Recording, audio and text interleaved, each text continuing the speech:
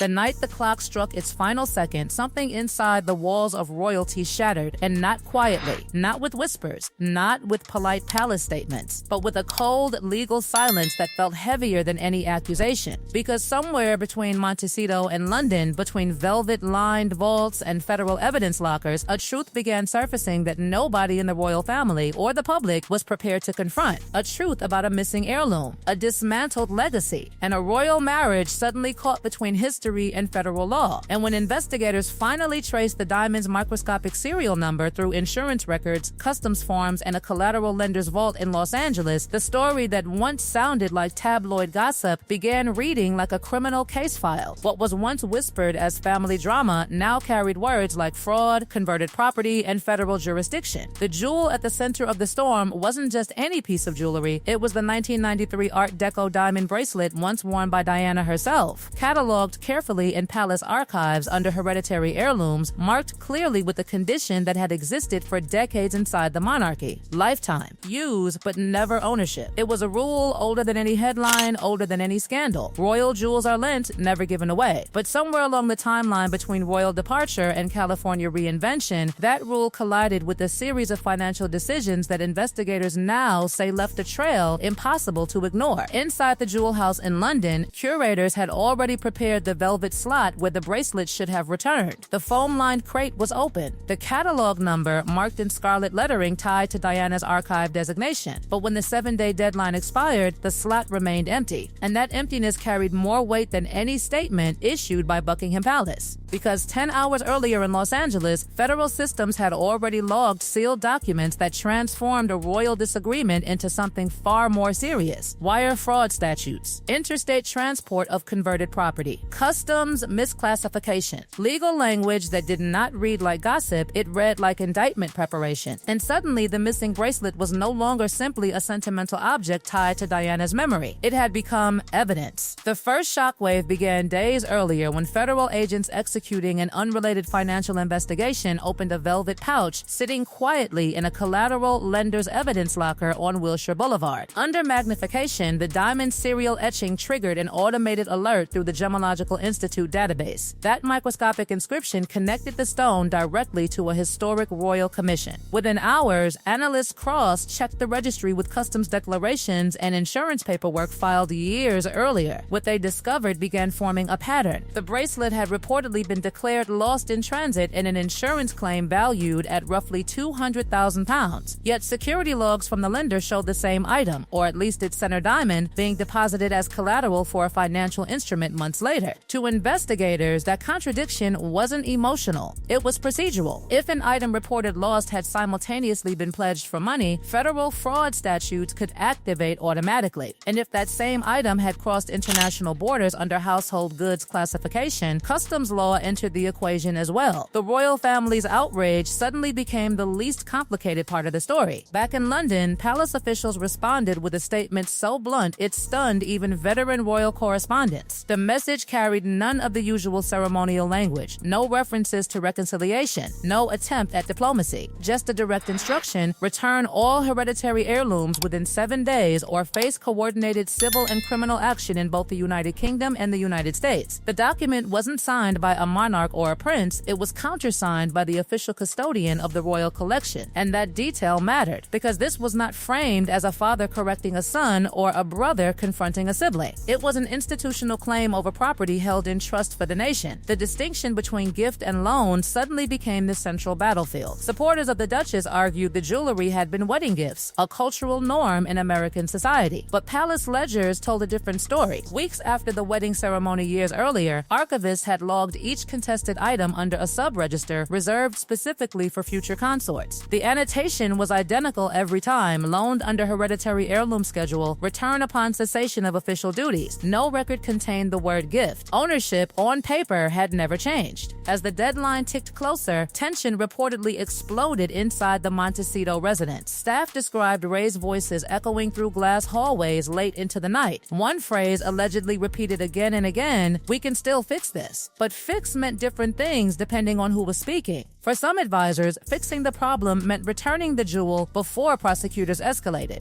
For others, it meant defending the narrative that the palace was manipulating optics for leverage. Crisis firms drafted statements. Financial consultants were called. Cultural arguments about wedding traditions were circulated through intermediaries. Yet none of those arguments addressed the one thing federal investigators were focused on: paperwork, insurance filings, customs declarations, collateral lender logs. Every piece of documentation carried timestamps and digital signatures that could not be explained away with emotional arguments about family conflict. Meanwhile, in London, a small crisis group quietly convened inside a wood-paneled room known among aides as the Pearl Sword Committee. Present were Treasury solicitors, heritage crime specialists, and officers from the Metropolitan Police Art and Antiques Unit. Their mission was brutally straightforward: treat the missing bracelet the same way authorities would treat a stolen painting by a master artist. Draft a quiet title action in a federal court in Los Angeles establishing the crown's ownership. Coordinate evidence exchange through mutual legal assistance treaties. Prepare sworn statements from master jewelers verifying the bracelet's hallmark and micro-engraved serial marks. To them, the matter wasn't royal drama.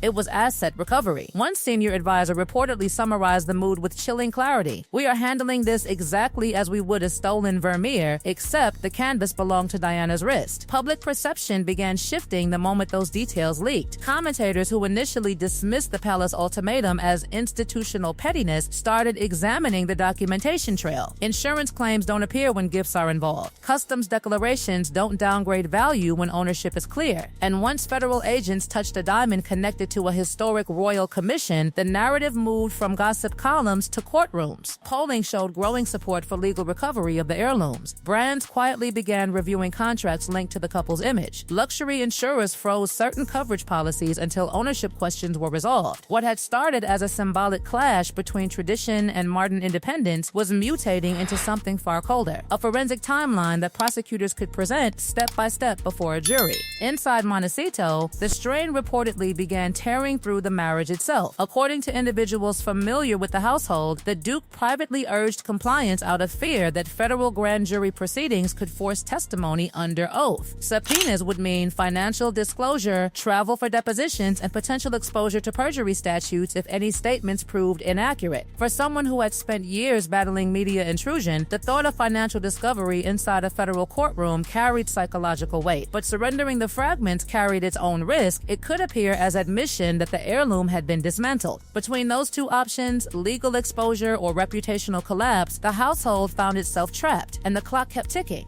By the time the seventh day arrived, the crisis had evolved into a transatlantic standoff. In London, curators waited beside the vault where Diana's bracelet once rested intact. In Los Angeles, investigators cataloged diamonds under evidence seals. Somewhere in Montecito, advisors drafted one last settlement proposal offering cash equal to the insured value plus a charitable donation. The reply from London was as brief as it was final: the crown does not pawn its past. Only the object itself would satisfy restitution. With that sentence, the final door closed, and when the deadline expired 9 minutes past midnight Greenwich time, the velvet slot inside the jewel house remained empty. No courier arrived. No quiet handover happened in the shadows. Instead, the silence of that empty space told a louder story than any accusation could, because by that moment, the dispute had already crossed the point of no return. The missing bracelet was no longer just a royal heirloom. It had become the centerpiece of a legal confrontation stretching across two continents. One that threatened reputations, fortunes, and possibly even the future of a royal marriage. And the most chilling part of the entire story was this: once federal investigators began tracing a diamond through databases and court filings, the narrative no longer belongs to the people involved. It belongs to the evidence. And just when the world thought the silence after the deadline meant the story had reached its breaking point, the real explosion began quietly inside a federal courtroom thousands of miles away. Because the moment the 7-day ultimatum expired, something far more dangerous than palace anger moved into motion: federal authority. What had started as a royal dispute about heirlooms suddenly crossed a legal threshold the instant prosecutors in Los Angeles finalized paperwork linking the diamond serial number to a chain of financial records that stretched across lenders, insurers, and customs declarations. In simple terms, the diamond had begun telling its own story, and the story it told was not polite, it was not diplomatic, it was a forensic timeline that prosecutors understood far better than any royal commentator on television. Insurance claims filed 2 years earlier suddenly looked different under federal scrutiny. Customs documents that once appeared routine started revealing inconsistencies in valuation and classification. Security footage from the collateral lender, quietly archived for compliance reasons, now became one of the most powerful pieces of evidence investigators possessed, because that footage captured the moment a velvet pouch was deposited as collateral in exchange for a financial instrument. And inside that pouch sat the same diamond whose microscopic inscription tied it directly to Diana's Art Deco bracelet commission from the early 1990s. Once the serial number matched the historic registry, the situation changed instantly. It was no longer speculation. It was documentation. And documentation is the language prosecutors trust the most. Inside Buckingham Palace, the news that federal agents had confirmed possession of the stone created a shift that insiders described as irreversible. Until that moment, advisors still hoped the dispute might dissolve quietly through compliance and return. But once the diamond entered an official federal evidence chain, the legal architecture around the case expanded rapidly. Quiet title proceedings were filed to establish crown ownership formally within the United States legal system. Insurance underwriters reopened their old payout file and began reviewing the possibility of material misrepresentation. And federal prosecutors quietly assembled what they believed could support 3 potential criminal exposures: wire fraud connected to electronic insurance submissions, interstate transport of converted property if the bracelet had been moved across state lines under false pretenses, and customs.